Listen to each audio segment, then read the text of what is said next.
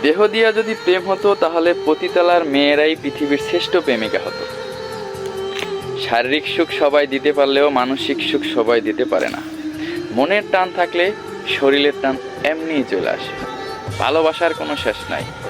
ভালোবাসা বয়স, senior junior, বিবাহিত অবিবাহিত দেখে হয় না। মনের টান থাকলে ভালোবাসা সৃষ্টি হয়ে যায়। আপনি আপনার প্রিয় মানুষের সাথে ঘুরতে যাবেন, চোখের দিকে তাকাইয়া চোখে চোখে কথা বলবেন, তার হাত ধরে আঙুল নিয়ে খেলা করবেন, অথবা তার খোলা চুলে বিলি দেবেন, এটাই ভালোবাসা। শীতের সময় মাঠে বৈশা সামনে আগুন জ্বালাইয়া একজনের কাঁধে আর একজন মাথা রাখবেন, চাঁদ দেখবেন, এটাই ভালোবাসা। সমুদ্র সৈকতে যাবেন, হাতে হাত রাইখা পানিতে হাইটে বেড়াবেন, চরে হাইটে বেড়াবেন, এটাই ভালোবাসা।